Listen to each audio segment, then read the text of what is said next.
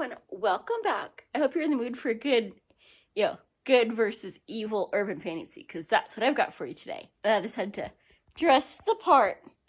I got my skulls, because, evil demons, but, it's also flowery and all bright colored, because, angels and the demonic bunny, that is also good, because that's my favorite part.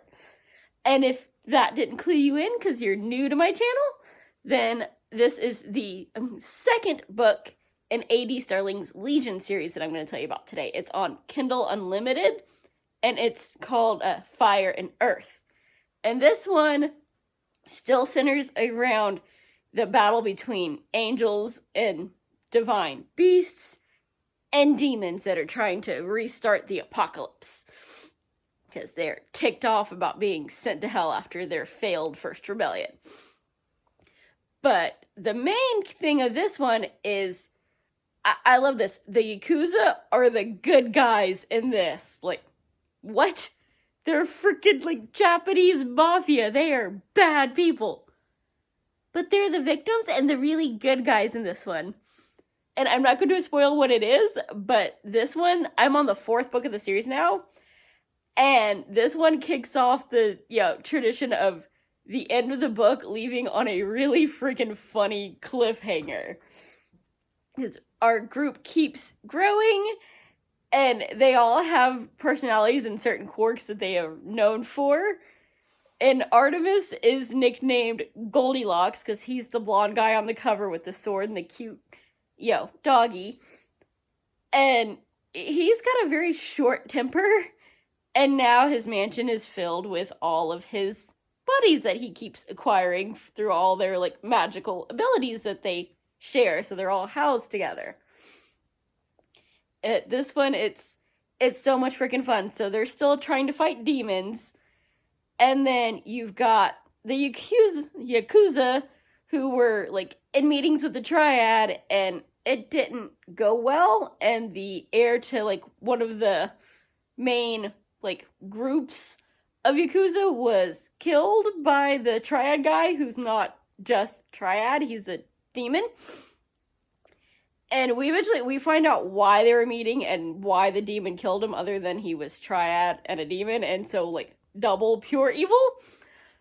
But, which is actually kind of funny, because I read a Christopher Moore book where the Triad actually started out as the good guys, and then, over time became evil, so I don't know why that just popped into my head, but if that sounds really weird and funny, go read Christopher Moore's latest book. It's in the Noir series, and you're welcome. But this one, Triad are still bad guys. Yakuza are pretty good. And they're basically, at a war with each other.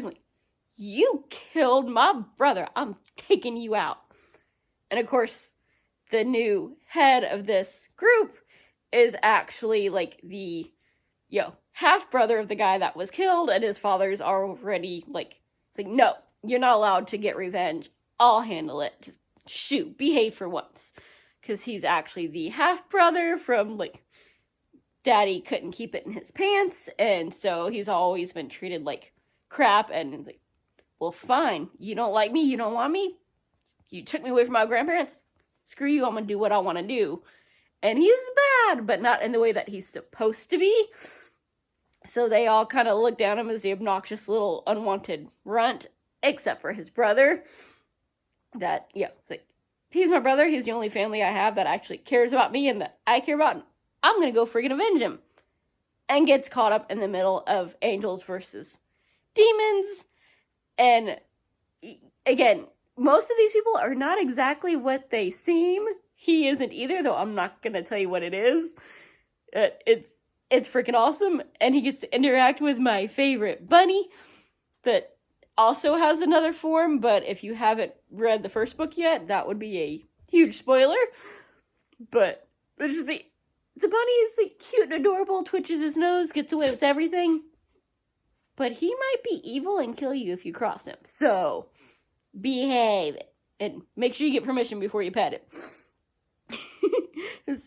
Even with all the sass and everyone giving each other crap, the Immortals, which is actually a tie back to one of A.D. Starling's other series, 17, where they started out with the whole, it's 17 because they're immortals, but if they die 17 times, they don't come back again.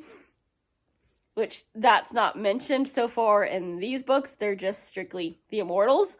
But I happened to read the first one, and it was okay. I liked it, didn't hate it, didn't love it, so I didn't follow up with it. But this series just sounded so much fun that I tried it, and then was like, oh, hey! He's referencing his other material. So that was really fun. But, yep, we've got that. We've got super soldiers who are enhanced with nanobots. So they're basically, like, freaking immortal because their nanobots keep repairing them, and their super strength, all like He-Man, Superman, just don't mess with them, awesome. And the main thing that I really enjoy is like it's lots of action, lots of good versus evil, lots of I did not expect that. But I love their interactions. They are all so freaking sassy. Like they're nice and they become friends, but in the way that really good friends or like siblings do. They give each other so much freaking crap that only they can get away with. And I just love it. So, if that sounds up your alley, go get it.